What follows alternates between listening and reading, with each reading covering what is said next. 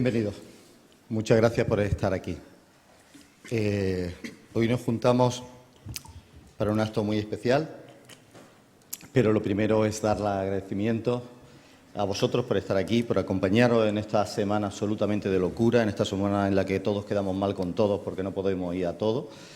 Y agradecer a la Reina Sofía, a Manuel Borja, a Joao Fernández, a Miguel Caso, a Sara Buraya, todas las personas, a Ana Longoria, todas las personas que hacen que estas situaciones sean posibles, aunque sean muy locas, sean capaces de admitir este tipo de posibilidades. Agradecer a Isidoro Valcárcel Medina, a María Dolores Jiménez Blanco, a Jais Hernández, que acaba de llegar ahora de Londres, la pobre, corriendo, y al doctorando Luis Knitzer, por todos estos diálogos epistolarios, conversaciones, hasta llegar a este momento. Es muy importante, para que este acto tenga sentido y se comprenda, el contextualizarlo. Entonces, lo primero que voy a hacer es dar unas pequeñas pinceladas de lo que es la Liberis Artium Universitas. La Liberis Artium Universitas, la LAU, es una universidad libertaria, nómada, radical, autónoma, flexible y sostenible en su estructura y servicio, para poder responder al fluir natural del conocimiento creativo, siendo una institución de mediación entre la sociedad y el ecosistema del arte, con la voluntad de posibilitar las interacciones necesarias, lo que es una estructura de resistencia a un sistema servil basado en el mercantilismo y en su rentabilidad. Una institución concebida para la defensa del desarrollo del pensamiento autónomo, del proceso con la relatividad de sus errores y aciertos, en defensa del conocimiento libre y con una clara identidad de servicio. La LAU surgió como un acto artístico de amor, responsabilidad social y compromiso con la formación en el mundo del arte y la cultura. La LAU se creó con una clara voluntad de repensar, transformar y proponer otros formatos a los del control impuestos por el capitalismo académico, al cual todos estamos sufriendo, y el consecuente abandono de muchas de las libertades necesarias en la educación superior. Son tres los ejes principales que la conciben: el deseo de que la formación humana y artística se desarrolle libremente, en la forma y tiempos que corresponden a sus propios procesos, más allá de la estructura. Que la verdad de la vida trascienda en forma de aprendizaje experiencial y que se reconozca el carácter significativo de las valiosas aportaciones que los actores del mundo del arte suman al mundo del conocimiento. De aquí lo que es el lema de la universidad: Liber Vedax et Prestans. Entre las acciones que se lleva a cabo por la Liberis Artium Universitas se incluyen las direcciones de tesis no sometidas a la reglamentación institucional actual, pero que tienen, sin embargo, el máximo rigor que corresponde a una investigación de nivel superior, cuyo eje central es la práctica artística, respetando los elementos constituyentes esenciales que definen una tesis, no lo que serían las estructuras y restricciones que la burocracia impone. En este caso y en este marco, presentamos hoy la tesis de Luis Knitzer, especulaciones y derivas frente al dilema presentado por una falsificación original, que tengo el placer de dirigir. Previamente ha habido otras tesis, como la tesis de Isidoro Valcárcel Medina, la máxima de experiencia en el derecho y en la filosofía desde la perspectiva del arte.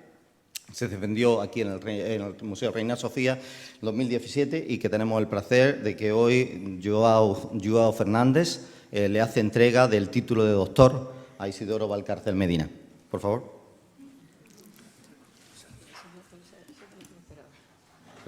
Isidoro, recoge tu título.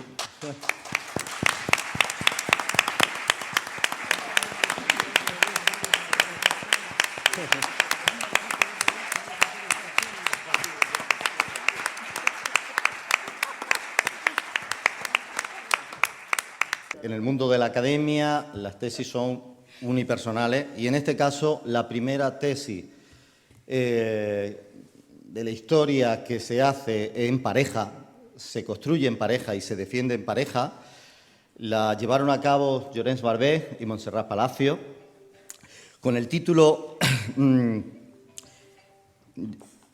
Convivium sobre lo público y lo privado en el arte, Como siempre, podía ser Luis o yo el que nos sonara el teléfono. Esto tiene cabida en la Libris también. Pues esta tesis tenía cosas excepcionales por el hecho, como os digo, de ser la primera tesis doctoral que se hace de pareja. Por otra historia, y es que el amor también forma parte de la argumentación y de la metodología de esta tesis, fue defendida en el Carmen, en Valencia, y hoy reciben el grado de doctor de Maro, de Blanca de la Torre, Llorens Barbé, Sara Buralla, Montserrat Palacio.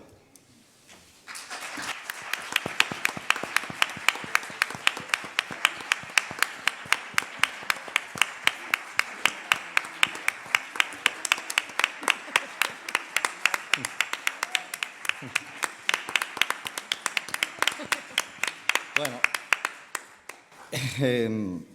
entre las acciones que hay dentro del LAU no es solamente las tesis, quizá, por ejemplo, en estos últimos años una acción bastante representativa ha sido, ante toda esta creación de centros adscritos por universidades que buscan la mercantilización de la enseñanza y la extensión, el recruitment de nuevos espacios. En este caso, la Libris Artium llevó a cabo en el Centro de Arte La Panera, junto con la Escuela de Arte y el Centro Social de Lleida, el primer centro adscrito, que en este caso fue en un comedor social. En el comedor social se llevó a cabo un claustro de profesores internacionales, que eran los usuarios indigentes de este centro. Un claustro internacional en el cual había gente de Ecuador, gente de Rumanía, gente de Colombia, de distintos países, y generaron una documentación, en este caso portes científicos, que fueron compartidos tanto en el comedor de transeúntes como comedor social, como en las propias universidades de Lleida, en este caso, jugando con esta situación de que estas situaciones alternativas son prescritas por instituciones establecidas, ¿no? La Fundación de la LAU, desde este potencial simbólico de la creación artística, es una plataforma reivindicativa de mediación inclusiva y facilitadora de intercambio alternativo. Un marco poroso desde el que desarrollar, mostrar y ser reconocidos los procesos creativos, sociales y culturales, en aras de compartir y promover el conocimiento colectivo. De esta forma, la creación artística aporta una estructura de baja institucionalidad y en constante construcción, humana, libertaria y posibilitadora, participativa y dialogante, en la que la sociedad tiene la experiencia y el conocimiento, en la que cada cual responde responsablemente y en la que el error forma parte del mérito y el afecto es revolucionario. Pues la LAU no es una respuesta, sino que es un sistema que posibilita un espacio de encuentro en el que establecer diálogos y articular preguntas en un espacio de recepción e intercambio con la sociedad, donde poner en valor el capital cognitivo y emocional del arte como campo del saber. De aquí el que tenga cabida encuentros heterogéneos, misceláneos e impredecibles. En contra de los límites y compartimentaciones temporales que se requieren en la universidad arreglada, que comentar que una de las cosas que con Luis fue un acierto, es un digno doctorando de esta universidad, fue en aquel momento en el cual, entrando en conversaciones, él me decía: Isidro, el título será válido mientras no se haga reglada la universidad, lo cual demostraba que él comprendía la esencia de esta universidad libertaria, que nunca será atada por esas situaciones. La LAU se funda para aportar al mundo profesional y en la ciudadanía desarrollos, resignificaciones y comportamientos que son beneficiosos para la creación artística, la cultura y la sociedad. Doy paso a María Dolores Jiménez Blanco, que es la presidenta del tribunal, que llevará lo que sería toda la ceremonia de la tesis. Muchas gracias. Muchas gracias.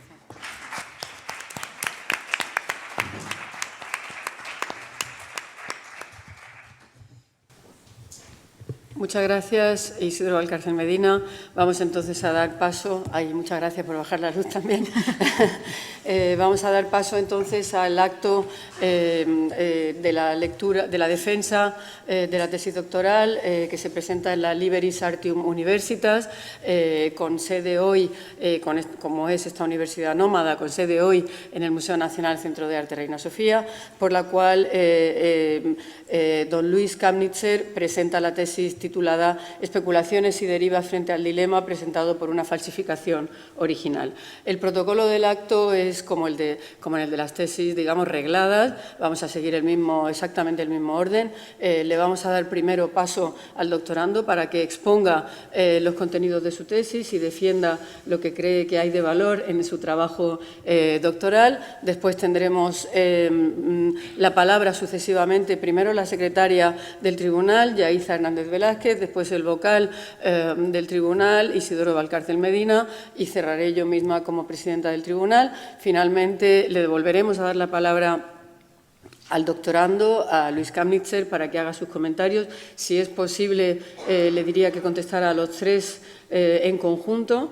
Me he olvidado de decir que le pedimos que, bueno, usted tiene un tiempo ilimitado para hacer su exposición, pero le pedimos que, por favor, no exceda, digamos, los 40-45 minutos. Nosotros tendremos unas intervenciones algo menores y después, a partir de ahí, a partir de que él nos haya contestado a nosotros, daremos la palabra, si así lo desean y si les parece oportuno, a los dos doctores previos. Uno de ellos ya se habrá pronunciado porque ya lo tenemos en el tribunal, que es Isidoro Valcárcel Medina, pero daremos al otro doctor de la Liberis Artium Universitas que está aquí presente, que es Llorens Barber, y una vez que se haya producido esa intervención, tendremos que pedirles que abandonen la sala solo muy brevemente, que vuelvan inmediatamente después, en ese intervalo que nos dejen un poquito de privacidad del tribunal, deliberaremos y enseguida les daremos el resultado, el veredicto, digamos, para esta tesis doctoral. Ese es el protocolo que, insisto, es paralelo absolutamente al protocolo que llevamos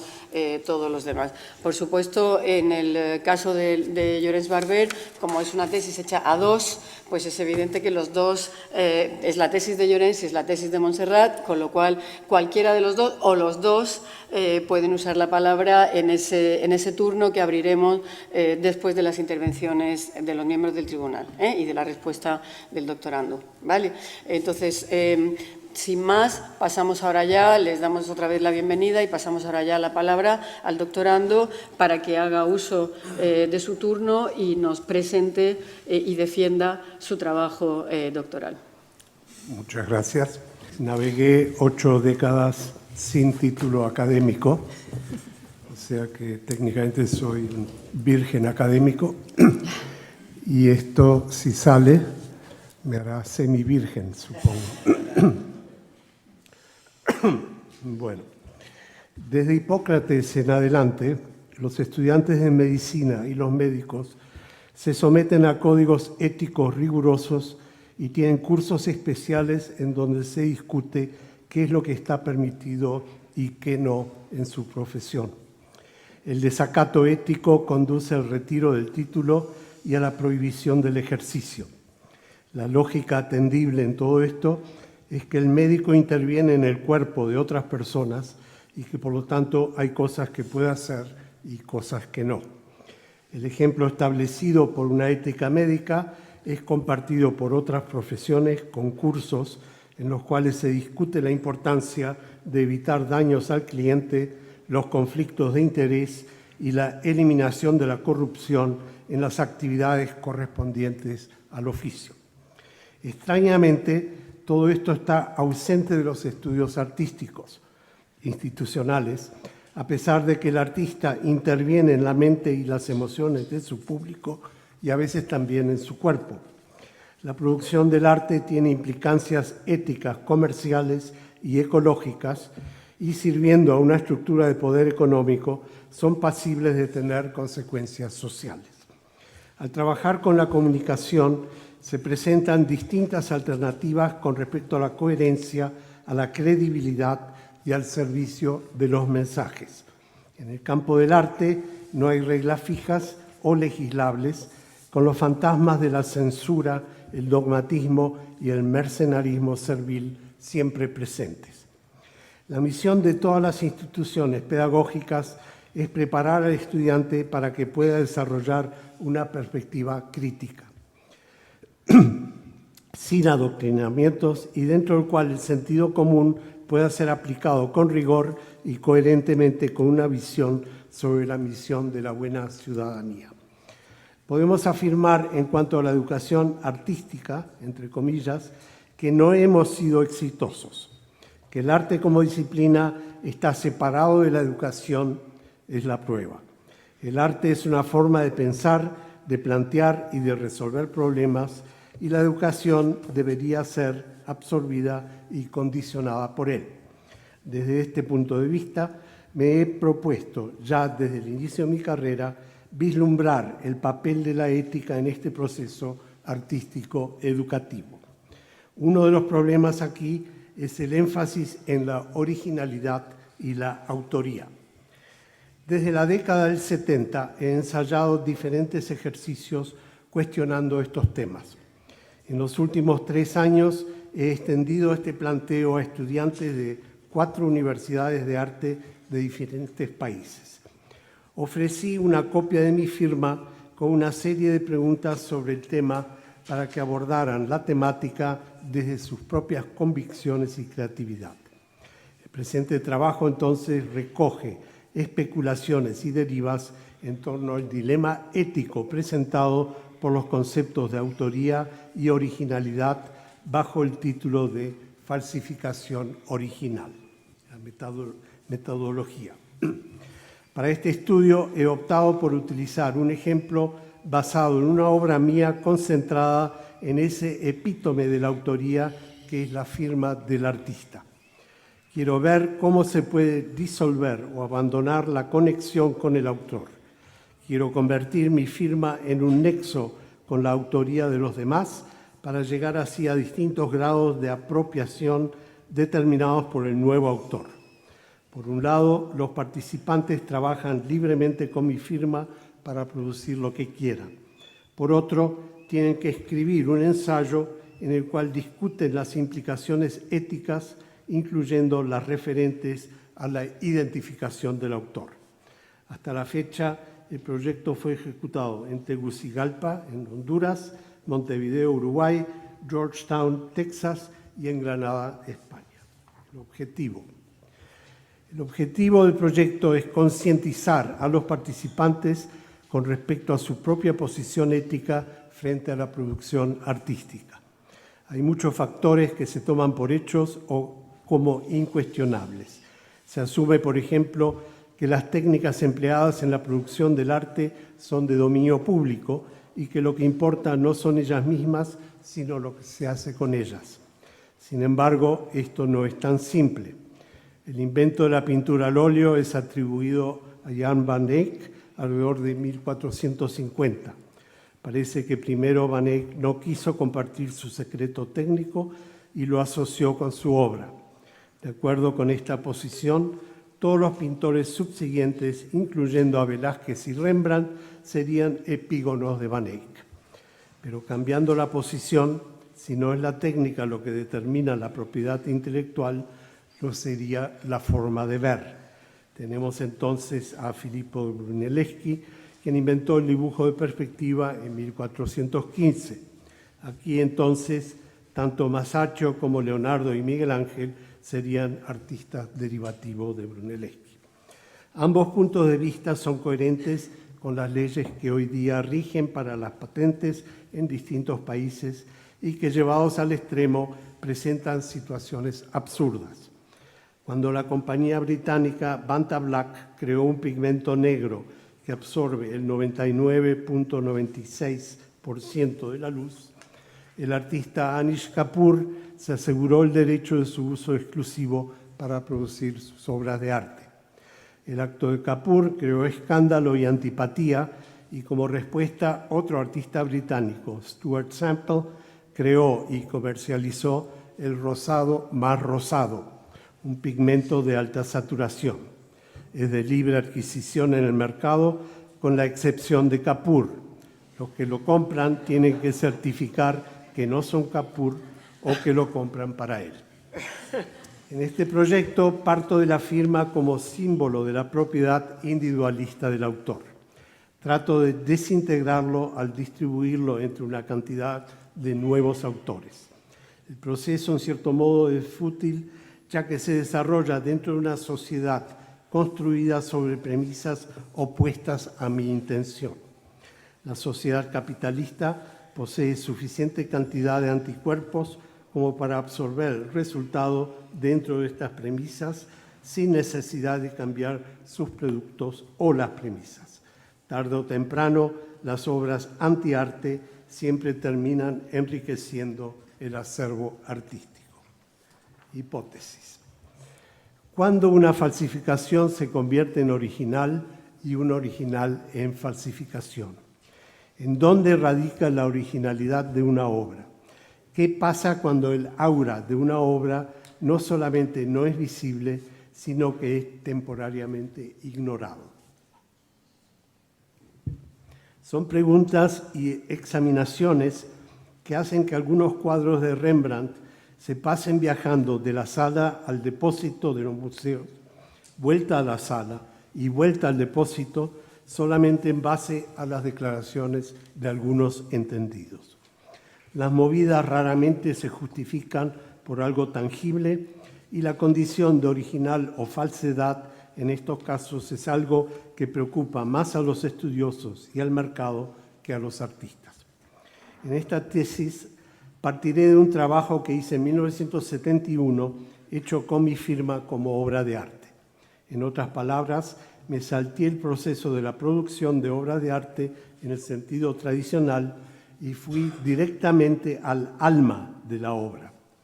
Mi proyecto Falsificación Original, basado en esa obra, aquí concluye en una serie de proyectos colectivos en donde estudiantes de distintas escuelas de arte vandalizan o se apropian de mi firma obra para generar obras nuevas.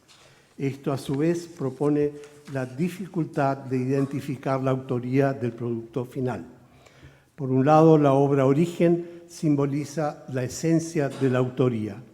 Por otro, el proyecto la destruye al ser sustituido por la autoría de otros.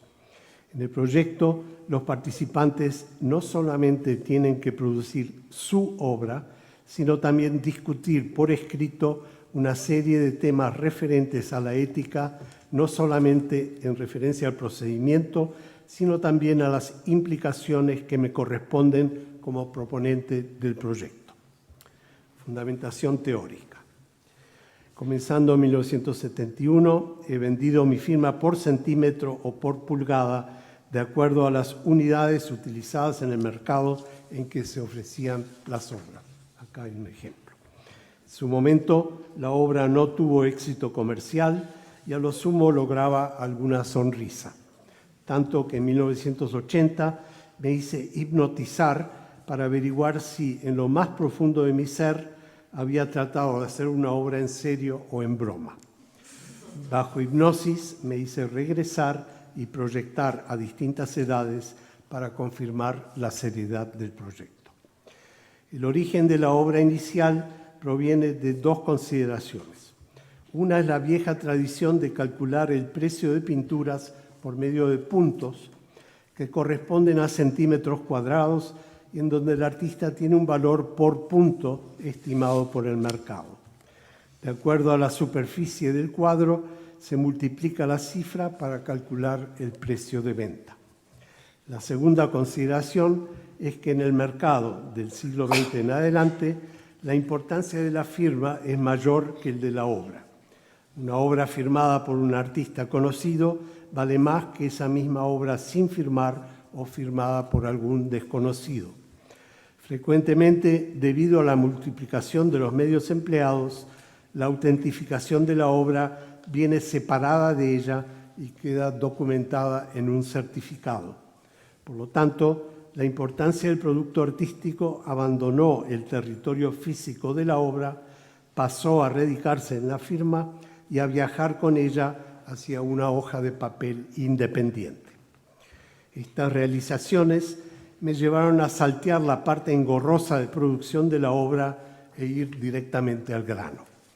Decidí imprimir la imagen de una regla por medio de serigrafía sobre papel de calidad de archivo para luego firmar sobre ella. La firma a veces aparece completa, otras solamente un fragmento, y las longitudes son variables y por lo tanto tienen precios distintos. Las obras incluían un listado con los gastos de materiales, mano de obra, concepto y comisión de galería. Inicialmente el precio se ajustaba anualmente de acuerdo a la inflación y los flujos del precio de la moneda, que en este caso era el dólar. Se agregaba además un porcentaje por concepto de intereses, dado que durante el tiempo transcurrido desde la creación hasta la venta, el comprador, aunque no lo sepa, está usufructuando mi capital en calidad de préstamo. Esta obra derivó en otras obras por la misma época, como ser mi firma calcada por mí mismo. Esta obra presenta el dilema de si un calco hecho por el artista de su propia obra es una reproducción o una obra original. Otra serie de obras son las pinturas originales, producidas tanto en forma de murales como en versiones de caballete. Estas llevan el título correspondiente y el presupuesto de costos, incluyendo la firma con su medida como única información pictórica. En un caso de pintura mural, una pared fue pintada por un pintor profesional de paredes y la otra por mí como artista. Ambas llevan la información de los costos respectivos. En la discrepancia bastante notable de precios de producción, se hacía patente la importancia económica y conceptual de la autoría. Esta obra en particular también reveló la discrepancia de criterios, ya que en mi versión la calidad pictórica de los chorreados de pintura perdidos fueron criticados por el pintor de paredes como falta de profesionalismo. Isidro López Aparicio, en su libro Arte Político y Compromiso Social, plantea una situación relacionada a las cuestiones de autoría. Familias que perdieron sus parientes en una guerra y que no tienen registro fotográfico de ellos, a veces apelan a dibujantes para que armen un retrato con la ayuda de descripciones verbales. Como en los dibujos identikit de la policía, el parecido se va afinando luego de varios intentos, hasta que la familia tiene una imagen aceptable y documentable del desaparecido. ¿Quién entonces termina siendo no solamente el autor, sino el propietario del dibujo y del control de su circulación? El dibujante en esto funciona como una máquina de fotografía, lo que a su vez puede plantear la pregunta sobre dónde termina la presencia del autor y comienza la del instrumento. Cuando no hay material para un identikit, apelamos a la ficción y a la imaginación subjetiva del autor, las cuales con el tiempo adquieren una presencia objetiva. En el proceso de afirmación nacional del Uruguay durante el siglo XIX, se decidió que había necesidad de una figura heroica aglutinadora. La elección hecha en 1862 cayó en el general José Gervasio Artigas, quien había liderado varias batallas de resistencia. Pero Artigas se había exiliado en el Paraguay en 1820, donde murió en 1850 a los 86 años. El único retrato existente fue hecho en 1847 por el naturalista francés Alfred de Mercier y el dibujo muestra el perfil de un anciano octogenario. No era un buen modelo para un general de prestigio y aún menos para una figura heroica. En 1884, el pintor Juan Manuel Blanes inventó un retrato basado en su imaginación, que es el que hoy todavía se utiliza como ícono nacional. La situación es similar con respecto a prácticamente todas las imágenes religiosas. El paralelo demuestra los aspectos religiosos de la nación-estado, una invención supuestamente secular. Para festejar los 229 años del natalicio de Simón Bolívar, Hugo Chávez hizo exhumar el cráneo para que se pudiera construir digitalmente el verdadero retrato. Tenemos en todo esto, desde el valor de una firma hasta la ficción del retrato, un proceso que esencialmente pertenece al campo de la superstición. Son todas atribuciones de creencias que no tienen nada que ver con el objeto sobre el cual se proyecta. Si analizamos el valor mercantil de una imagen creada por Picasso, tenemos que a misma imagen y mismo tamaño, o sea, igual cantidad de puntos en escala descendiente, los valores son cuadro pintado y firmado, cuadro pintado sin firmar, grabado hecho por el autor y firmado en el papel, grabado hecho por el autor y firmado en la plancha, pero no en el papel, grabado hecho por el autor sin firma, grabado hecho por un taller y firmado en el papel, grabado hecho por un taller y firmado en la plancha y grabado sin firma. Esta escala se puede refinar aún más si se incorpora la posibilidad que Picasso también imprima o no personalmente las copias de los grabados. Dejando de lado la escasez controlada por el tamaño del tiraje de las ediciones, la escala de precios entonces esencialmente refleja el tiempo de contacto físico que la obra tuvo con la mano del artista. Es interesante ver las distancias que existen entre los objetos y los valores atribuidos. En las obras de arte tradicionales, basadas en la artesanía, queda la referencia a la cantidad de tiempo invertido y al refinamiento o virtuosismo de la manualidad. A medida que el arte abandona la artesanía y es aceptado como un instrumento del conocimiento, el campo de la valoración se abre mucho más hacia las atribuciones. Algunas de ellas son justificadas y otras son totalmente arbitrarias e incluso oscurantistas. En 1979, la plusvalía generada por el contacto con la mano del artista me llevó a circular un guante entre varios artistas colombianos de renombre. Los artistas se pusieron el guante, estimaron cuánto éste había subido de valor debido al contacto con su mano y firmaron un documento que yo había preparado de antemano. En esta obra, en realidad, yo no actué como artista, sino como comisario. Elegí a los artistas en base a un proyecto, como si estuviera organizando una exposición, y el contacto físico fue contribuido por los invitados. A pesar de eso, fui yo el que terminó figurando como autor de la obra. Esto se debió a dos factores. Primero, históricamente el conceptualismo ya estaba establecido y por lo tanto se acepta que la idea tenga prioridad jerárquica por encima de la artesanía. La idea era mía y la artesanía aquí estaba representada por el contacto físico con la mano de los artistas. Paradójicamente, el hecho que yo tocara el guante para enmarcarlo no contaba. Segundo, el comisariado se resolvía en la pequeña escala de un guante y una hoja firmada por los artistas, adoptando así el tamaño de una obra de arte individual. Extrañamente, si la obra se hubiera desarrollado en la escala más grande de una sala de galería o de museo, el rol de comisario y el de los artistas se habría definido con mayor claridad. Pero el caso ilustra la medida en que algunos comisarios actúan como meta-artistas al utilizar la obra de los artistas en una forma similar a la que un pintor utiliza su pincel. Solamente que el protocolo no permite que ese comisario firme la sala en forma prominente.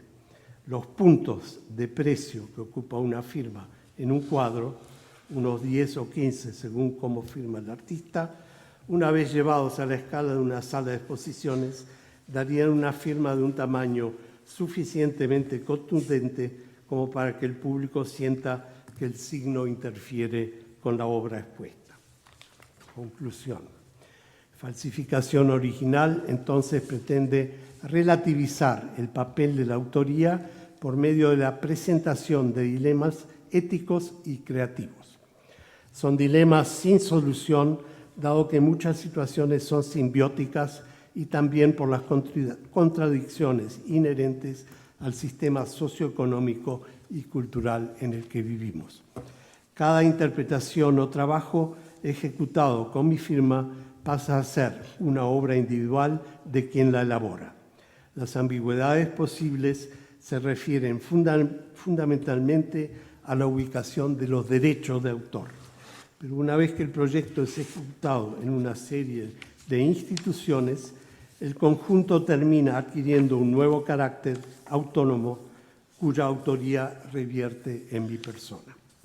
Este aspecto no fue previsto inicialmente. Al multiplicarse en varias instituciones, se puede decir que la autonomía grupal del proyecto cambió la relación de poder que yo tengo como originario con respecto a aquellos que producen.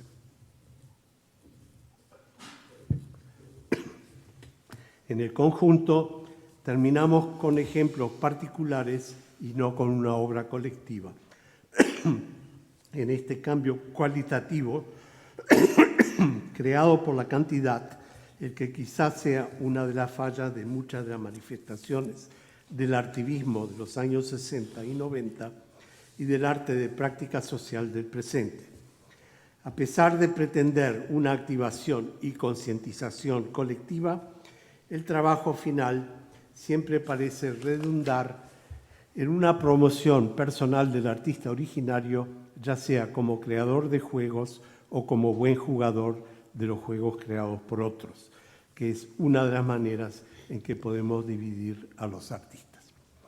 En ambos casos no hay un sistema que obligue a una rendición social de cuentas que no se perciba como censura. Dentro de la ideología del artista como autor individual y miembro de una sociedad fragmentada y competitiva, cualquier exigencia de una rendición de cuentas es vista como un acto inaceptable de limitación de la libertad de expresión. Obviamente, no hay manera que una rendición de cuentas impuesta o supervisada y codificada por un gobierno no sea vista como un acto de censura, no importa si benevolente o maligna. El poder estatal ya se manifiesta en otras ramas de comportamiento con categorías vagamente definidas. Tenemos los conceptos generalmente aceptados de atentado al pudor, las amenazas a la propiedad privada o el desacato a la autoridad. Pero cuando se invoca la categoría arte, los criterios invocados por los artistas son invariablemente los de la libertad de expresión, con lo cual correcta o incorrectamente se busca una suspensión de los reglamentos. El artista es puesto en la categoría especial de ciudadano con coronita, cuando no de bufón de la corte. Dilema propuesto por tener que elegir entre una libertad irrestricta basada en el individualismo y un control legislado de la expresión solamente se puede resolver por medio de una conciencia ética social aplicable a todos los miembros de la sociedad. Es en ese sentido que los ensayos que exige el contrato de trabajo para falsificación original son más importantes que las obras que se generaron en el proyecto. Algunos de los ensayos han contribuido a puntos de vista que no estaban previstos originalmente. María Belén Ferreiro, en la versión de Montevideo, dobló un alambre en forma aparentemente arbitraria, pero que iluminado proyecta la firma en la sombra. Ferreiro anota que allí el autor pasa a ser el foco de luz. La autoría allí comienza a extrapolarse y una vez extrapolada obliga también a la inclusión de las instituciones que organizaron el evento. Entre tanto, con respecto a la humildad implícita en la declaración de un sacrificio del ego que yo planteo inicialmente, Lola Padilla Barrio Nuevo y Alejandro Donaire Hurtado de Granada afirman que la humildad solamente sirve si es sincera y honesta, cosa que en mi caso particular dudan seriamente. Si mi humildad es honesta y sincera, dicen, no tengo el derecho de manipular otros egos. Y si no es honesta, caigo en el egocentrismo aun cuando pretenda que trato de abolirlo. Quizás el resumen más certero con respecto a todo el proyecto, aun si es deprimente, esté dado en dos contribuciones de Granada. Una es de Sandra Riquelme Acosta, en cuya obra la firma está escrita con el humo de un cigarrillo para lentamente esfumarse y desaparecer, aunque queda la fotografía. La otra es el párrafo final del ensayo de Alfonsina Álvarez, que dice: tengo la sensación de que todos podríamos ser vistos como obreros del arte contemporáneo, que a su vez se presenta bajo la luz de Kramnitzer como un obrero del sistema capitalista. Al menos cierta parte que justifica su denuncia propuesta. No descarto que al evidenciar y exponerlo pueda invitar a modificar y cuestionarlo, pero la sola denuncia no es suficiente. Merecemos encontrar las respuestas habilitantes que se aparten del regodeo en la queja y la obviedad de representar otra vez un mundo como está. En caso contrario, quedamos atrapados en ingeniosas y estériles racionalizaciones. Fin de cita. Desde el punto de vista de una disolución del ego, me produjeron más satisfacción los proyectos que terminaron intangibles y o subvirtieron sistemas de orden, ya sea por infiltración o mezcla en forma efímera. Consultada la página de Wikipedia en noviembre de 2018, la sección Vida Personal, creada por Aguilera en base a la lectura de mi firma por una grafóloga, la obra ya había desaparecido. La obra de Elena González en Texas consiste de 4 camisetas con fragmentos de la firma que solamente existe en los poquísimos momentos en que 4 portadores se ponen de acuerdo para pararse en el orden correcto. Una obra de Fernanda González en Uruguay me gana en mi propio juego. Su proyecto fue una carta a la institución organizadora como si fuera yo. La carta es falsa, pero totalmente creíble. En ella elabora con sutileza sobre las intenciones del proyecto y la carta queda autentificada con mi firma, que si no falsa, por lo menos no es auténtica. Su propuesta me obliga en algún futuro cercano a apropiarme de algunas de sus frases e incorporarlas en forma indetectable en algún texto auténticamente mío y sin aviso al lector o al que escucha una conferencia. Algunas obras me sorprendieron y al contradecir mis creencias. Por ejemplo, no creo en los tatuajes permanentes, como es el caso de la obra de María Alcázar. Entiendo que los tatuajes actúan como un híbrido de joyería y mensaje, pero hay aquí una irreversibilidad, una imposibilidad de arrepentimiento con la que me cuesta identificarme. ¿Qué hará María el día que se entere que yo soy un asesino serial y caníbal? Mi firma, aislada de la obra de arte icónica, trató en su momento de convertirse en un ícono independiente. El ícono es una imagen en la cual el significado coincide con el significante y por lo tanto adquiere independencia con respecto al autor. El Guernica de Picasso tiene casi 7 millones de entradas en Google. No siendo un Picasso, el intento mío no dio el resultado deseado en su momento. Hoy en Google en inglés tiene 13.500 entradas y en español, después de las primeras 4, la palabra firma ya desaparece. En este proyecto, aquí fui en la dirección opuesta. Decidí desintegrar la potencial iconicidad de la firma y al mismo tiempo convertirla en un generador de significados. En el proceso, para bien o para mal, llegué a la conclusión que el icono es una construcción autoritaria y antipedagógica y que no me interesa como meta de creación. Cada par de décadas trato de ordenar mi taller. Consiste más que nada en tocar cada objeto, considerar si merece continuar en el taller o ir al tacho de basura. Invariablemente todo permanece en el taller y la circulación se hace cada vez más dificultosa. Durante el último ordenamiento, ya con esta tesis en proceso, me encontré con un viejo múltiple de Joseph Beuys. Es una cajita de madera que lleva la inscripción Intuición en inglés y la firma del autor, hechas en lápiz directamente sobre la madera. Fue una edición ilimitada que en su momento costó $12. Después de medio siglo, noté que tanto la inscripción como la firma desaparecieron y que lo único que quedaba era la cajita de madera.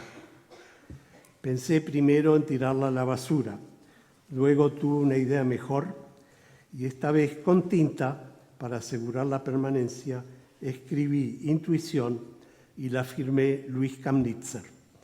Algún día estará a la venta, pero prefiero no apresurarme. Muchas gracias.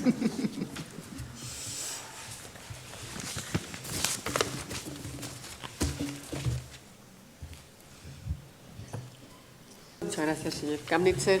Vamos entonces a proceder ahora a las intervenciones del tribunal. En primer lugar va a hablar la secretaria académica del tribunal, Yaisa Hernández Velázquez.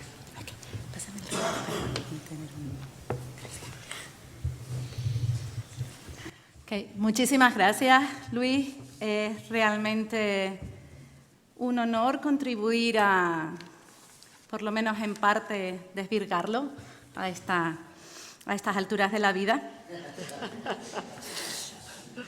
Y ha sido muy gustoso leer la tesis también, sobre todo porque como esta universidad es un poco singular, me autoriza a mí a ser tribunal en su tesis cuando hace pues casi 10 años ya era yo quien me acerqué a usted para ver si podíamos publicar la didáctica de la liberación en castellano como en el papel absoluto de una fan, que es también una manera de apropiarse. Así que ha sido un gusto leer esto.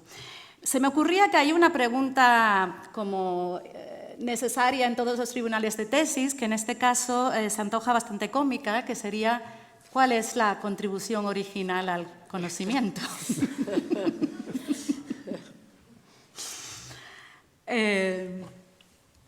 Porque es curioso que al final estamos hablando mucho de ego, de autenticidad, de lo falso, pero no tanto de originalidad, que muchas veces tendemos a pensar que es lo mismo que la autenticidad, pero no es exactamente aquello. En relación a eso me hacía gracia esta idea de los artistas que dan juego y los que son buenos jugadores, ¿no? Que creo que es crucial para esta obra, porque en el fondo toda la obra es un gran juego, es unas reglas a las que se invita que contribuyan los estudiantes, que también es significativo porque la obra se desenvuelve siempre no solamente con el rol del artista original y los artistas supuestamente derivativos, sino también con el rol del docente y el estudiante, que de alguna manera hace un eco a esa jerarquía, al tiempo que trata de alguna manera de desarticularla. Y toda la tesis es una acumulación de preguntas y de preguntas y de preguntas que nunca jamás se resuelven y que acaban en una especie de reconocimiento de imposibilidades de algo que se anuncia al principio y que supongo que está al fondo no solamente de esta tesis, sino quizá de toda la carrera honorable del señor Luis Kamnitzer, que es este socialismo de la creatividad. Y al final con lo que nos encontramos es con un montón de obras particulares y una especie de imposibilidad de llegar a ese socialismo de la creatividad. Y ahí me preguntaba yo si esta figura de la firma no estaba al final, digamos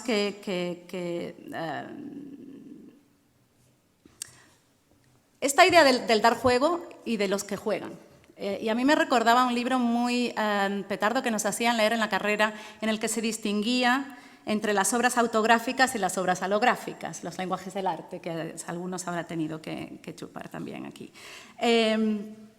Y entonces esto hacía una distinción pues como muy analítica y muy limpia entre aquellas obras que requerían de ese contacto directo con el artista y aquellas otras que simplemente cogían un guión o un repertorio y lo representaban. Y entonces esto parecía una cosa muy de sentido común y muy claro, pero realmente es obvio y supongo que es parte de lo que se está demostrando aquí de manera ejemplar, que al final el juego solo se crea jugándolo, o sea que no hay esta distinción, no es lícita, es absolutamente arbitraria y además como se demuestra en este momento donde podemos usar la pintura al óleo o podemos usar la perspectiva, el juego se puede estar creando todo el rato de diferentes maneras según el ángulo con el que se mire, ¿no?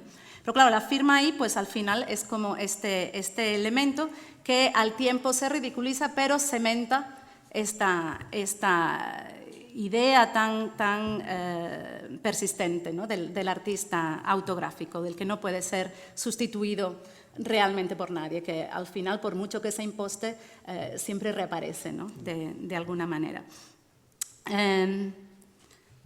Me preguntaba también si no hay, digamos, como condiciones de aquello que ya no es el socialismo de la creatividad, sino el capitalismo de la creatividad, que también es algo que se reconoce bien en la tesis, que hacen que todo esto, digamos que el carácter, si se quiere, de parodia hasta cierto punto del ejercicio, no se vuelva casi esquizofrénico. Por un lado, hay un momento donde hablamos de la autonomización de la firma, ¿no? O sea, ese momento donde ya el tipo de transacciones que se elaboran hace que la firma vaya por un lado en el papelito y la obra por el otro. Pero ahora ya sabemos que se compran obras que no existen, se compra solamente el tener el nombre en la lista de espera para la firma. O sea, que la firma en sí ya se autonomiza del todo de la obra. Pero luego también está esta idea del auténtico falso. No sé si en estos viajes por las bibliografías se ha encontrado con estos dos gurús del marketing que se llaman Pine and Gilmore y hablan de la autenticidad como la característica fundamental de los negocios que funcionan, que son aquellos que fingen ser auténticos a pesar de no serlos. Entonces, claro, hay como toda una serie de condiciones externas que van casi más lejos de lo que se puede ir dentro de este ejercicio. Es decir, o sea, todo el intento de llevar al absurdo un juego que se inicia en el 71 y que luego tiene todas esas iteraciones en Tegucigalpa, Montevideo, Georgetown y Granada, casi como que ha sido superado por la realidad hasta un punto en el que al final sus condiciones han variado necesariamente, ¿no? Lo dejo ahí, que a lo mejor ya he dicho varias cosas, pero... Espero a los tres. Sí, preferiríamos, sí, muchísimas gracias. Le damos la palabra entonces ahora a Isidoro Valcárcel Medina para que haga sus apreciaciones y comentarios. Muchas gracias. En el planteamiento de esta tesis, en la que afloran con frecuencia los asuntos próximos a los derechos de autor, no parece, sin embargo, que el autor de derechos cuente por sus propios intereses, cuente con muchas perspectivas para reclamar los suyos. Quiere decirse que los participantes que desde su posición de alumnos de mayor o menor grado presentaron, exhibieron y explicaron sus trabajos, difícilmente se hallaban en condiciones ni les interesaba reclamar algo más allá de la evidencia de su autoría. Pero esto se refiere, como acaba de decirse, a los participantes o colaboradores que, en las 4 escuelas elegidas, optaron por intervenir en la prueba. Pero en el desarrollo de esta lectura de tesis, lo que se analiza es la posición del doctorando, que no deja de ser el planificador de esos ejercicios de colaboración. Es cierto que el motivo, por así llamarlo, estaba en la firma que aparece en las obras previas y habituales de Luis Kamnizer. En este sentido, la claridad y contundencia de dicha firma no puede prestarse a demasiadas interpretaciones u opiniones. Es la firma de un autor y se defiende y justifica por sí misma. El hecho de que los particulares jueguen un papel tan destacado en el texto general de la tesis no puede disimular la realidad conocida de antemano de que es el quehacer de Cárnicer estrictamente lo que se pone en juego en este acto, aunque en su momento fueran los trabajos ajenos los que se juzgaran y exhibieran. Hay entonces una cuestión previa, una cuestión que quisiera ver resuelta, si ello es posible. ¿En qué medida la presencia destacada de esos trabajos ajenos ayudan o entorpecen el análisis del que venimos a tratar?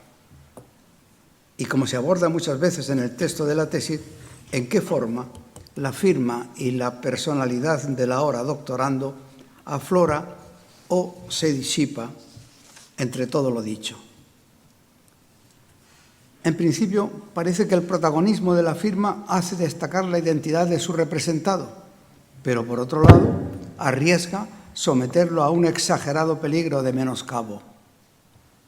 Parece seguro que al ser el propio Cárnicer quien planificó las pruebas universitarias con carácter de obra propia, contaba con las repercusiones que tendría un análisis como el presente, pero de inmediato hay que reconocer que su resultado se supone positivo, ya que todos nuestros juicios se dirigen con casi exclusividad al hecho en sí de los trabajos de colaboración antes que a su acierto, creatividad o simple calidad.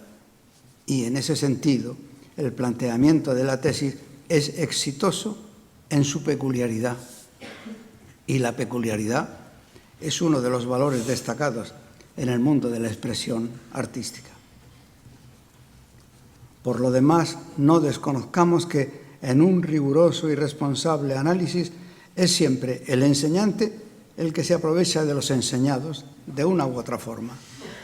Y en ampliación de ello, quien esto escribe siente el impulso de, al menos, considerar coautores a todos aquellos que se hayan representados en los textos de esta tesis. Pero sería preciso conocer si todos los razonamientos precedentes entran dentro del parecer del doctorando, porque también, desde fuera, querríamos saber si en el planteamiento y organización de pruebas se hizo con las miras puestas en el uso que se le está dando ahora. Parece ser que no, dada la lejanía temporal de algunas de ellas. Luego, entonces, con todo derecho y con toda razón, lo que se ha hecho es recoger material de obras del autor para ilustrar y fundamentar los razonamientos de su tesis. Y llegados a este punto, los derechos de autor, que tantas veces aparecen en los textos analizados, están más que justificados. Y también lo estarían los que podrían llamarse derechos económicos, en uno u otro sentido, ya que, al fin y a la postre, los derechos de autor acaban viéndose en modo de derechos económicos en una argumentación parecida a la que se hace sobre que la valoración de obras de arte con frecuencia se hace mirando a la firma por encima de mirando a la obra. Y esta tesis lo es sobre la firma, de la cual se derivan en la perspectiva de los estudiantes implicados el fondo y la forma de sus obras de participación. Si usted, señor Cárnicer, hubiera propuesto en lugar de su firma, una firma, al fin y al cabo, otra palabra cualquiera, o si prefiere, una combinación de vocales y consonantes con sentido lingüístico antes que simbólico, no desconozcamos que los nombres y apellidos son también abrumadoramente simbólicos. Si hubiera hecho eso, esa combinación no hubiera gozado o dispuesto para los receptores de la sobrecarga de su identidad y personalidad. Hubiera podido tomarse con una cierta frialdad e indiferencia, cosa que no resulta posible con su firma, autógrafa además, como cualquier firma. Pretendo exponer la idea de que la falsificación resulta imposible para los indefensos encargados de reinterpretar una cosa tan abrumadora como una firma conocida, porque además este hecho de ser conocida, en lugar de informar o estimular restringe el terreno de actuación y también es cierto, simultáneamente amplía de forma descarada las vías de salida. ¿Por qué de decirle, señor Kanizer, que incluso quien le habla ahora experimenta el impulso, por no decir la inspiración, de convertirse en estudiante de una de estas universidades que, como la nuestra de este acto, ofrece rutas de escape para la creatividad? Recibo un papel suyo con su firma. Recuerdo de inmediato su identidad y su quehacer en el arte y de repente me pongo a pensar qué tecla tocar. Igual que ahora me pongo a escribir mis ideas para esta lectura de tesis. La cosa no tiene más misterio que el del cumplir una tarea y hacerlo lo mejor que se sepa. Y, por supuesto, en modo alguno estoy falsificando. Estoy haciendo lo que me pide mi conciencia. Imaginemos que yo, en cumplimiento de mi instinto de apoyar su propuesta, voy y copio su tesis y me planto aquí con ella. Nadie podría decir que mi voto va a ser negativo, ya que no habría forma más contundente de defensa de sus teorías que copiarlas como mías. En la ley del arte que presenté al Congreso en 1992, se defendía el derecho de copia, siempre que lo copiado no fuera obra del mismo copista.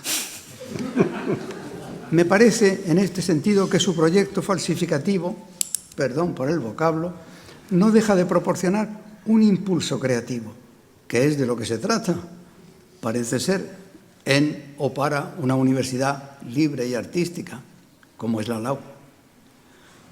De modo que yo me atrevería a cuestionar el título mismo de su tesis y le reprocharía que aquí no se va a hablar de falsificación, porque ¿qué firma sería la originaria? ¿La suya, solo mecánicamente fascicular? ¿Qué sería aquí lo original? ¿No lo serían los trabajos y las ideas surgidas de usted origen? Casi me inclino a ser más directo y a hablar de materialidades más fiables. Así, en cuanto a propuesta a considerar dentro de este proyecto, me interesa la realizada en Montevideo por Paloma Montenegro. Si el arte reside en la idea por encima de la ejecución de la misma, no hay duda de que podemos prescindir de si la autora llevó a cabo su amplio recorrido por la ciudad de la que conservo asimismo la experiencia de su caminar. Si la propia autora cuestiona la certidumbre de su acto creativo, tal cosa no ensombrece la propuesta, ya que lo que no es posible para quienes leemos su relato es eliminar de nuestra mente la solución dada a un problema esencialmente ficticio. La firma de Kanizer, aunque electrónicamente transmitida, es creíble. La de Montenegro, aunque materialmente abrumadora, es cuestionable. La relación entre ambas llega a fomentar una vuelta atrás en el tiempo que nos lleva a imaginar cómo sería la firma del autor original, entre comillas, si es que hubiera pensado en reproducir a tamaño firma, también aquí firma entre comillas, el caminar de la ideadora falsificadora, otra vez falsificadora entre comillas. Las idas y venidas del arte y o de la creatividad no están, por fortuna, delimitadas ni definidas. Una propuesta suele devenir insospechadamente en el desarrollo que se le dé, pero en este caso no puedo dejar de pensar cómo se sentiría nuestro doctorando en plan de ejecutante de esta maratón a buen paso. Usted mismo, en otro punto de su tesis, dice: mediante esta práctica he podido valerme de muchos apuntes que además se siguen plegando, permitiendo siempre nuevas interpretaciones y nuevos conflictos. Eso exactamente es lo que me acomete con la lectura de sus textos. No sé si tomar el camino de la fe o el de la duda, porque yo no poseo un GPS de esos que permiten pretendidamente ser fieles con un inevitablemente variable recorrido de la pluma sobre el papel. Porque no lo dude, Todas sus firmas son falsificaciones reiteradas, repetitivas en cuanto tales, pero a la vez inventivas. Y eso le salva de ser un falsificador nato o un creador irredento, si prefiere. Tal vez diría que me encanta que el estímulo aportado sea el de una simple firma, pero en la medida en que esa firma no fuera más que un signo gráfico. Como tal cosa no es posible y como además la aportación del signo arrastra consigo la lectura identificativa y simbólica de una personalidad concreta, de cuya significación puede llegar a ser difícil desentenderse, concluyo que mi lectura de esa firma generaría un estímulo que no podría ser escueto y limpio, como yo quisiera, exento e incoloro, si es que ello fuera posible, que a lo mejor aludiera por su apariencia a la probable identidad de un algo ilocalizable expresado con una grafía ajena e ignota. No es el caso, por lo cual el análisis y el juicio sobre las respuestas o reacciones acarrean condicionantes que no pueden desprenderse de orientaciones bastante inmunes a lo que fuera una expresión inocua. Ahora bien, eso no quiere decir que los requerimientos críticos que se presentan al trabajo de los participantes no conlleven el normal grado de exigencia expresiva y creativa. Otra cuestión que le planteo, porque ¿qué pensaríamos y cómo valoraríamos unas respuestas que no tuvieran relación alguna, en este caso, con la firma de nuestro futuro doctor? No hay duda de que la rechazaríamos, pero por otro lado, ¿no sería esa respuesta un notable signo de autonomía creativa, aunque no contara con la corrección académica? Para terminar, no vendría mal aclarar que, caso por caso, la entrega de la firma de un autor a otro autor, con cualquier intencionalidad que sea, se supone que es un acto consciente y responsable. Es una obra. Y luego, el trabajo ejecutado por este segundo autor sobre la base o estímulo que se le propuso ha de ser igualmente una obra autónoma, consciente y responsable. Y cuando en abundantes momentos se alude aquí a la ética, unida a cosas como la humildad, quien esto escribe quiere resaltar que la ética es un comportamiento privado a juzgar privadamente. En su esencia, una falsificación no es nada a considerar éticamente hablando. Porque veamos, una firma sola, ¿es en el arte una falsificación porque no firma nada? ¿O es más bien que la firma pasa a ser la obra? O más aún, la falsificación en lo firmado no vendrá de que incuestionablemente toda obra es colectiva porque nada es original. En lo que toca a esta tesis sobre la falsificación original, querría testimoniar e incluso firmar mi apoyo a todo lo en ella sugerido, porque me ha abierto el apetecible camino de la falsedad defendible y el de la originalidad engañosa. Dos cosas que me seducen. Muchas gracias.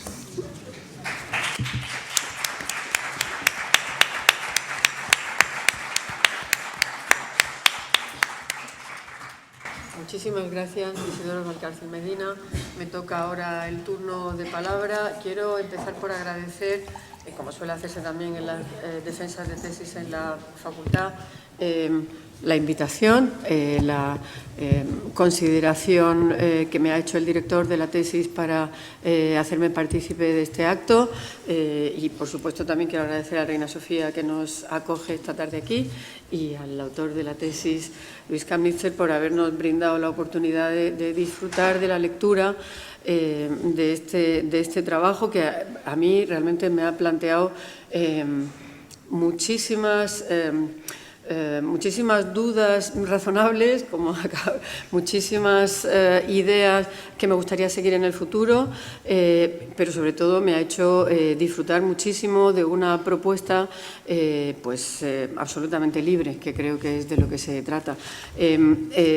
Para empezar, claro, nos ha puesto sobre la mesa la discusión fundamental, una de las discusiones fundamentales, en teoría, ¿no?, del arte moderno, la idea de la originalidad, ya sabemos el famoso libro de la originalidad de la vanguardia y otros mitos modernos, de Rosalind Krauss, todas esas cosas, la idea de la firma, la idea de la identidad del artista por encima de cualquier otra cosa. Si es que la firma representa la identidad del artista, que esa es otra cuestión también. Claro, yo lo que he visto en esta tesis es hasta qué punto pues hay un acierto enorme en, digamos, en plantear una realidad crucial en el contexto del arte contemporáneo, que es la reflexión sobre los límites, digamos, que impone al arte, pues, por un lado el concepto mismo de arte, por otro lado todo lo que significa el mundo académico. No hay que olvidar que esto está hecho también en contacto con 4 grupos de 4 universidades, cada una con unas determinadas circunstancias, y aquí se presenta en otra universidad diferente también. Por otro lado, lo que significa esa identidad del artista en relación con el mercado, es decir, hasta qué punto, si la identidad del artista está esencializada en la firma o se considera, digamos, de alguna forma cosificada en la firma, bueno, pues el mercado negocia con eso o simplemente hace negocio con eso, que no es lo mismo. Yo tengo muchas preguntas que me gustaría hacerle. Yo creo que aquí hay, por un lado, una especie de acumulación de apropiaciones que me parece muy interesante. No tanto es que o no es solo es que los artistas o estudiantes o, digamos, participantes de los proyectos de las 4 universidades estén apropiándose de su firma para hacer otras cosas. También hay una apropiación por parte del autor de la tesis del trabajo de todos estos artistas, y en el fondo lo que tenemos aquí es una especie de collage de trabajos de todos ellos que acaban componiendo un trabajo que se presenta con la autoría de Luis Kamnitzer.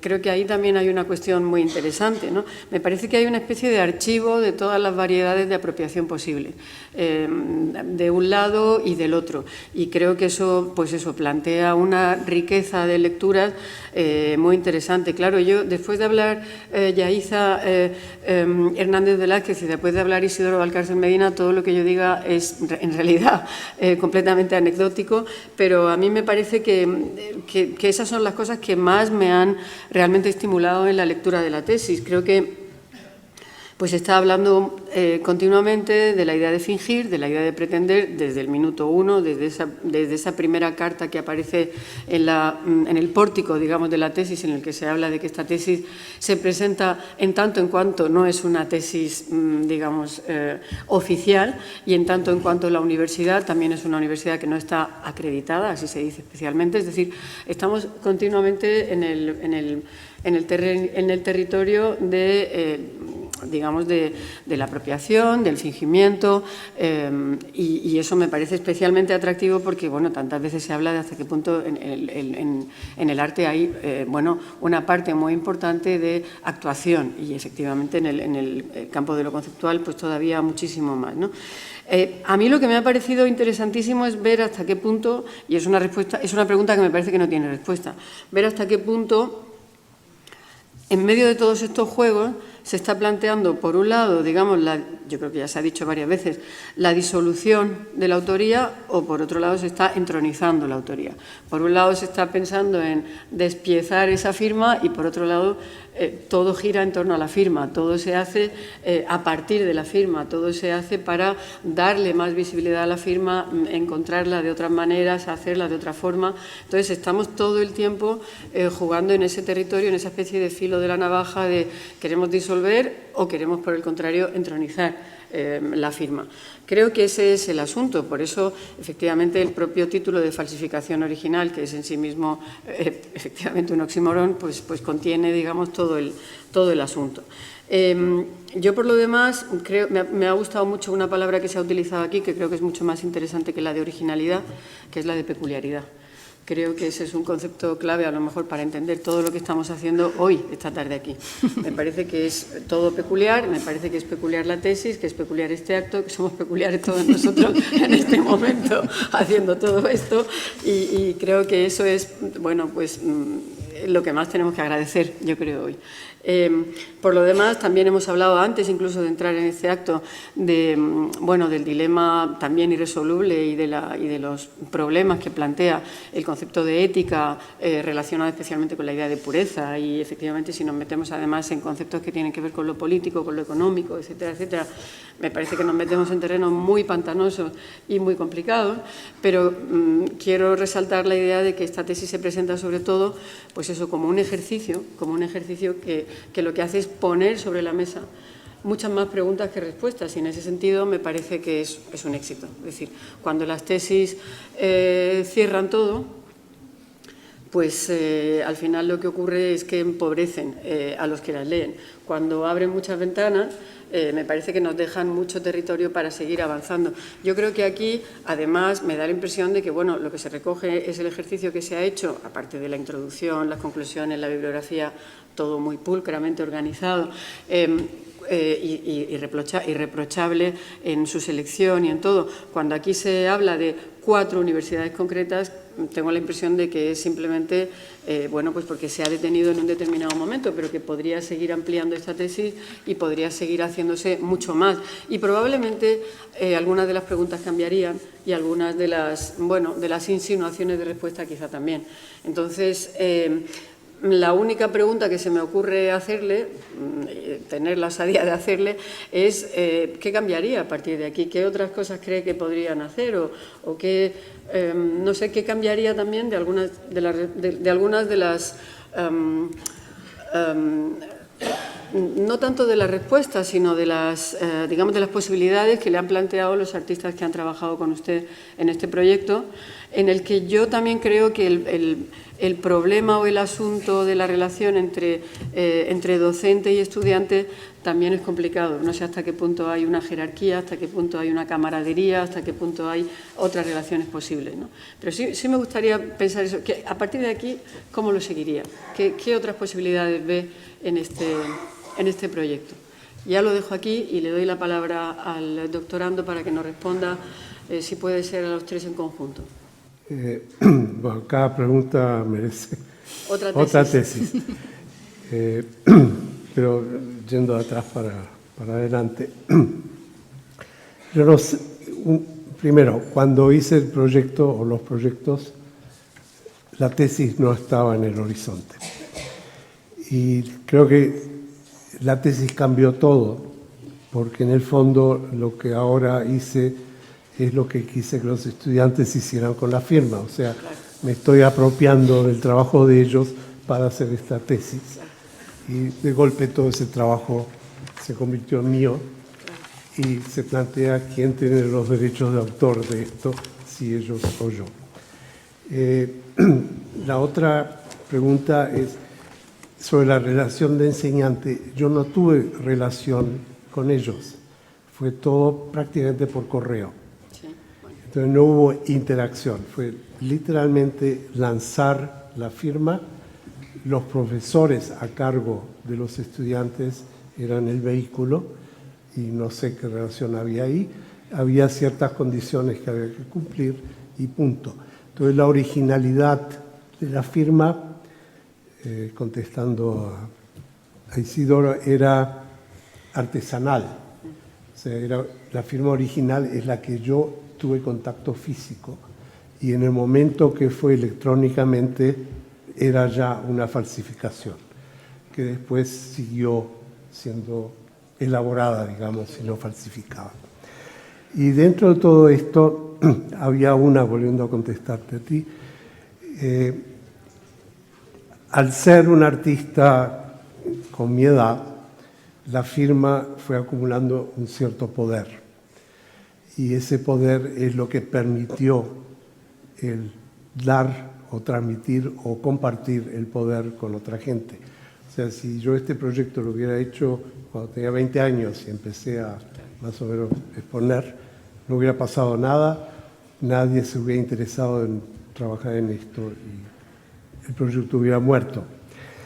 Entonces también el proyecto era un análisis del poder acumulado en una firma por un artista que vive, digamos, suficiente cantidad de años para que haya cierto reconocimiento.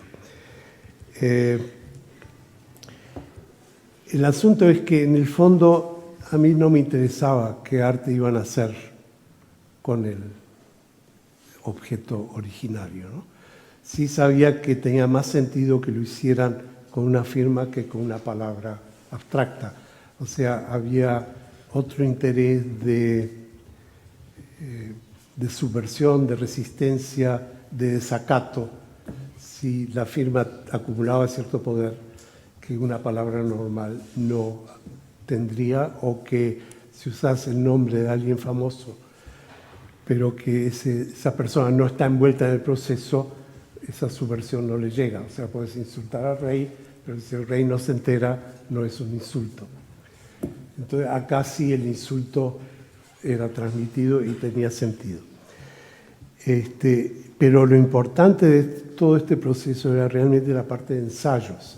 O sea, el enfrentar al estudiante con alternativas que no tienen solución, pero que tienen que ser enfrentadas, que es la parte ética. Y esa es la parte que a mí me parece que totalmente está excluida de la enseñanza artística. O sea, ni siquiera en mi departamento, o sea, en mis clases, yo tampoco planteaba este problema. O sea, no pensaba en esos términos. Y me parece grave. Entonces me gustaría volver a empezar a enseñar y meter esto de entrada, ¿no? ¿Cuáles son las consecuencias de tus actos? ¿Sí? ¿Qué te define como buen ciudadano? Y dentro de la buena ciudadanía, tu oficio como artista, ¿qué contribuye y qué destruye?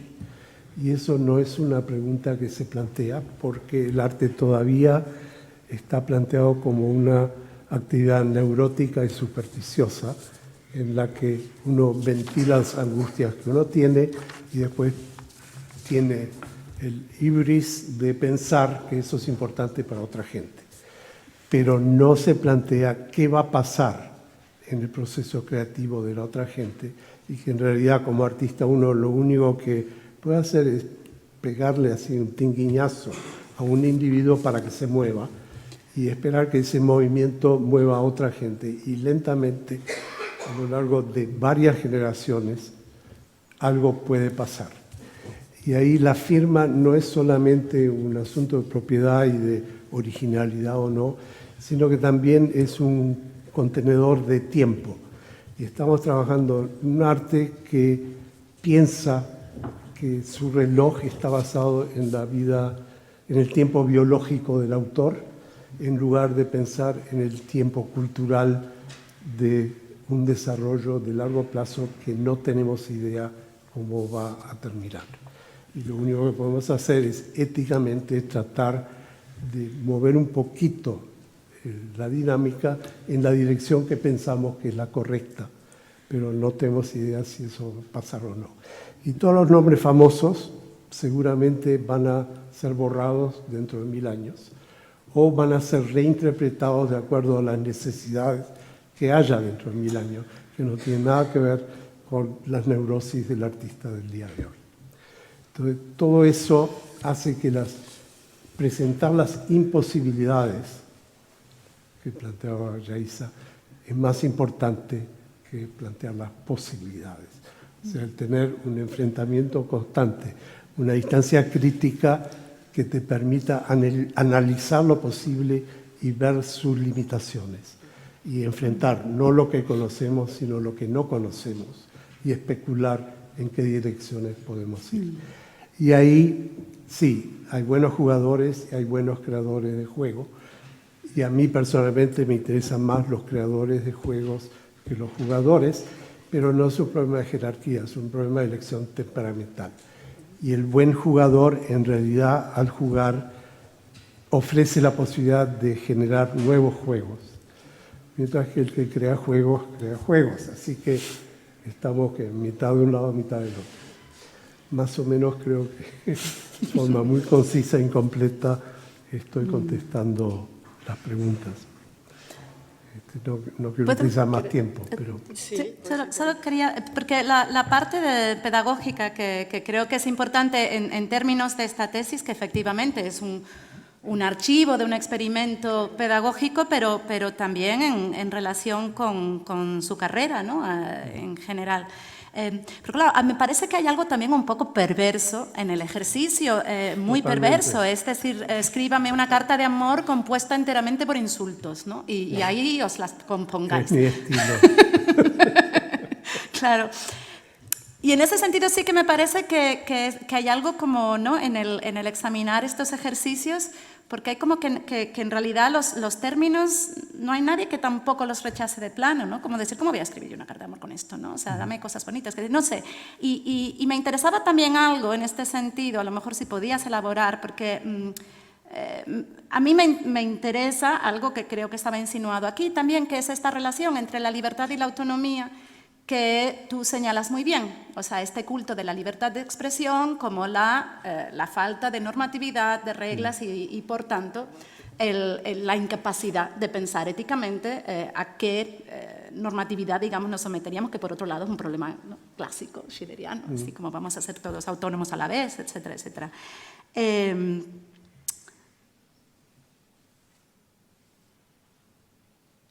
La pregunta, si la quiero hacer de una manera que no parezca que es agresiva, porque no lo quiere ser, ¿no? Pero hay esta simultánea, o sea, este doble objetivo en el ejercicio pedagógico, que es, por un lado, lo que llamaste autonomía grupal, tratar de generar esa como concienciación, y por otro lado, dotarles de precisamente los peores instrumentos para llegar ahí, ¿no? Y no sé si hasta qué punto esto era simple perversidad o ironía o curiosidad quizá por lo que iban a hacer con todo esto, no sé.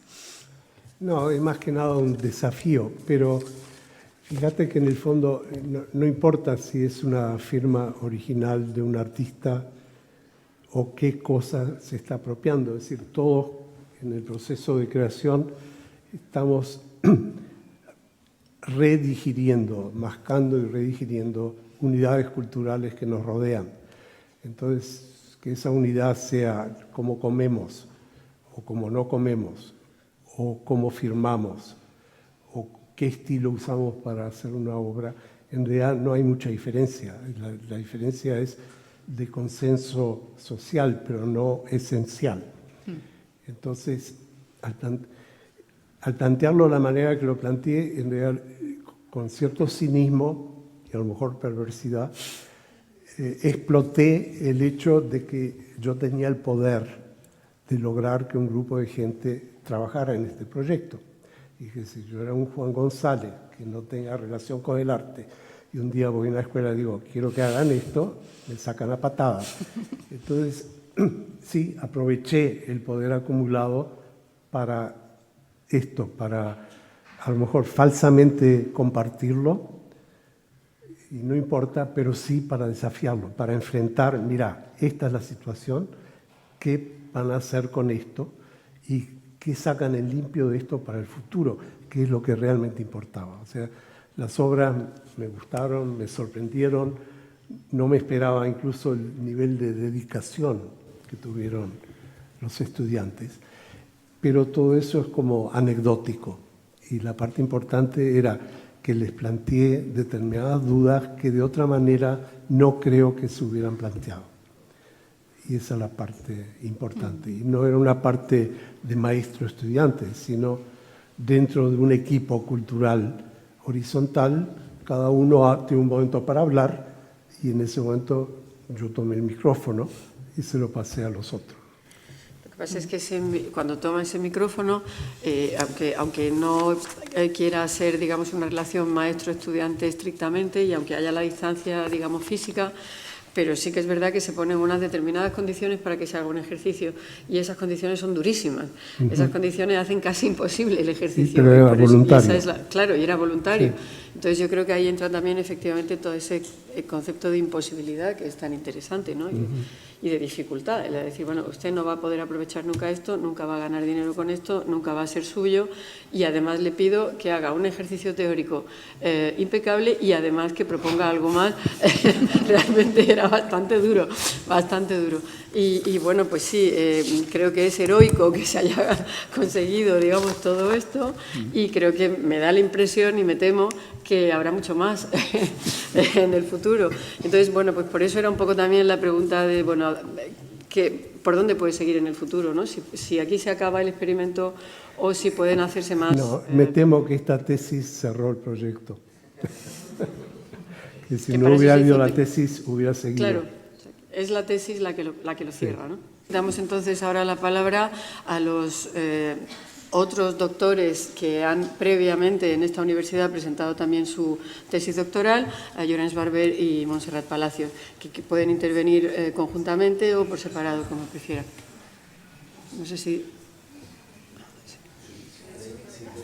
queréis veniros aquí, sí, porque así tenéis altavoz, ¿no?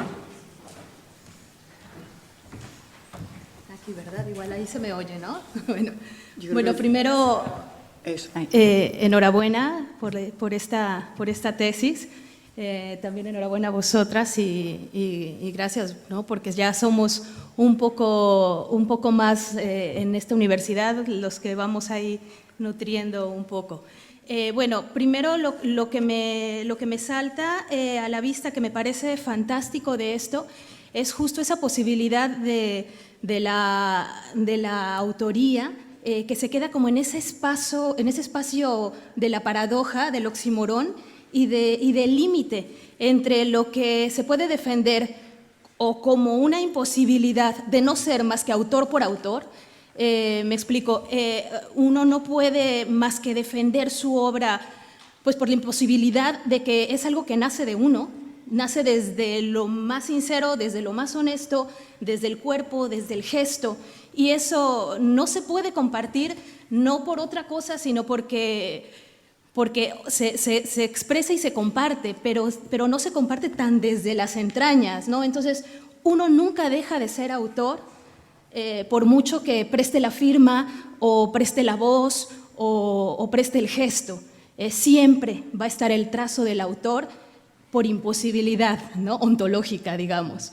Y por otro lado, justo en ese límite de la autoría está el borrado de esa autoría. O sea, justo en el momento en que surge la autoría como paradoja, se presenta la imposibilidad de la autoría, en el sentido en que una firma es un trazo compartido por todos, es una letra que es de todos, todos tenemos ese lenguaje, todos tenemos esa facilidad y ese entrenamiento con el trazo, y finalmente nunca somos nadie, sino que somos todos.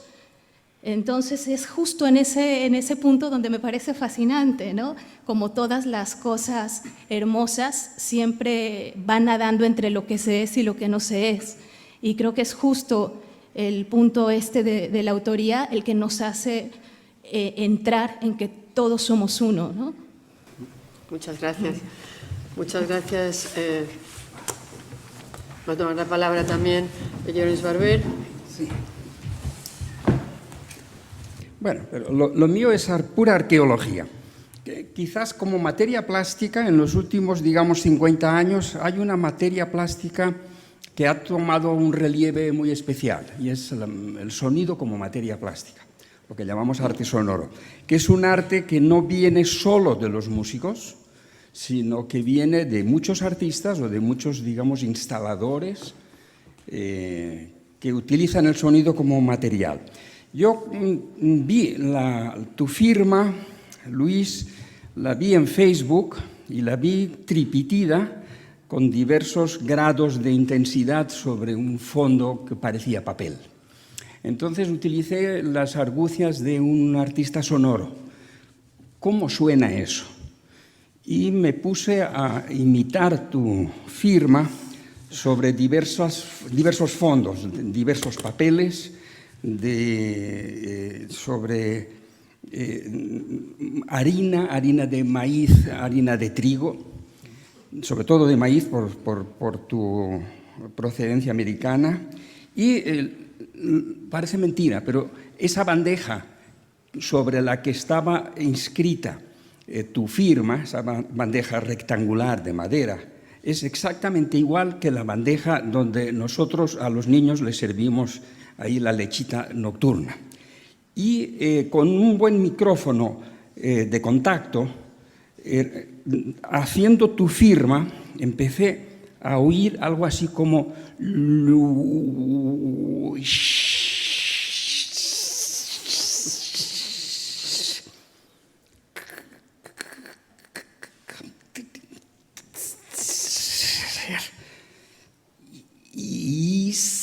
En muchas de tus firmas solo es is. Solo. Luis.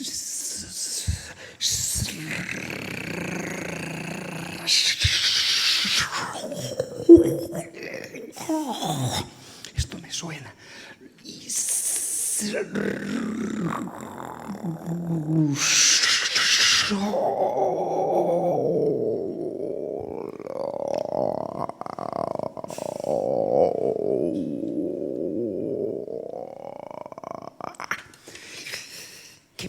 ¿Qué será? Luigi Scholitzer. Y ahí empecé a entender la falsedad de una firma que está imitando el intona rumori de Luigi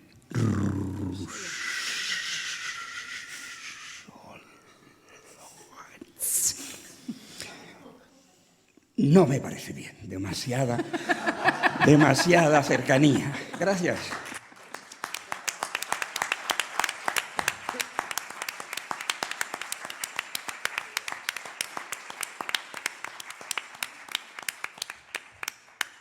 Bueno, muchas gracias a todos. Ahora les tenemos que pedir que abandonen la sala 10 minutos y que vuelvan enseguida. Vamos a deliberar un momento. Tenemos que pedirle incluso al doctorando que abandone la sala y vuelva enseguida.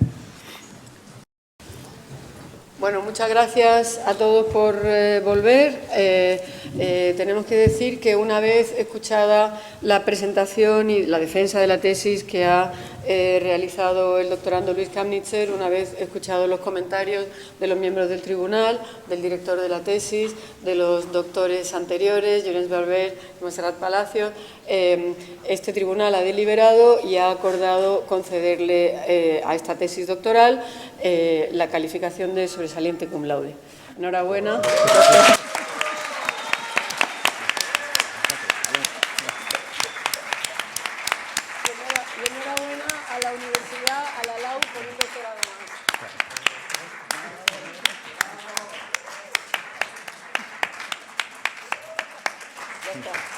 Ya. Pues muchas gracias, se ha terminado el acto.